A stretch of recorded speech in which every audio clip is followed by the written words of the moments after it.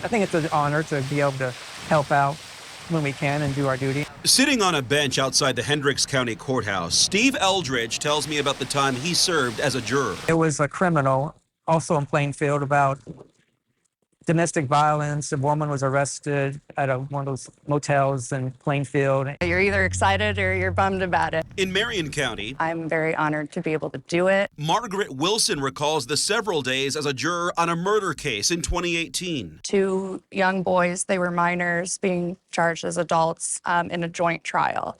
So it was a pretty intense case, but this one, along with the time responsibility, it did become a stress mentally as well. For their time and diligence, Steve and Margaret just received $40 for each day they served as jurors. That fee was so insignificant and nominal compared to what we actually went through and what I think the process stands for. Maybe should have been more. I'm not sure what would be a reasonable amount, but could be a little bit more than that. I think if we were compensated more, that would make sense. And state lawmakers agreed. On July 1st, House Bill 1466 became law, adjusting the daily juror compensation rate from $40 to $80. Hendricks County started paying its jurors the new compensation rate immediately after the law took effect, drawing primarily from the general fund, which is taxpayer dollars. The burden falls on counties to pay the new $80 daily rate to jurors, and the majority of them are now raising court filing fees to meet the requirement. I think it will help in the jury selection process. Madison County Chief Deputy Prosecutor Andrew Hanna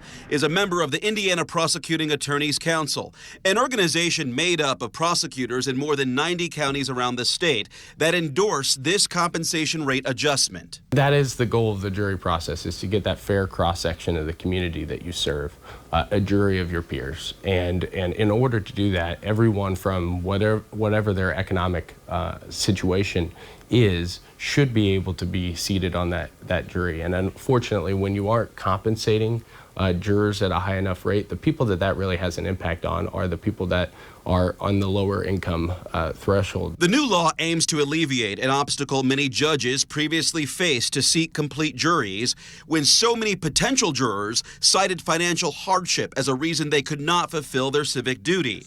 Prosecutor Hanna says $80 a day is just a step in the right direction. I think ultimately at the end of the day, it's still not enough to accurately convey the seriousness of that role and to show people the appreciation of the community for their time and their efforts. And when time is money, Margaret recalls the tone of the jury she sat on when it came time to deliberate after 4 days of testimony and mulling over evidence. Given how long we were going that night, deliberating, people are just tired and ready to go home. We couldn't have our cell phones to contact family, let them know that we're okay or just that it's going late, So again, with all of that going on, I think people were ready to just, okay, let's make a decision now and call it a night. It's not worth it for any of us to stay longer here. Nobody in the system wants jurors to rush through a deliberation process. Mark Mullins, WRTV. By law, employers cannot stand in the way of their workers serving jury duty, although the law does not require companies to pay their employees during that time. Many companies pay their workers during jury duty anyway, but we heard from some jurors who said they had to sign over their jury duty paycheck to their bosses.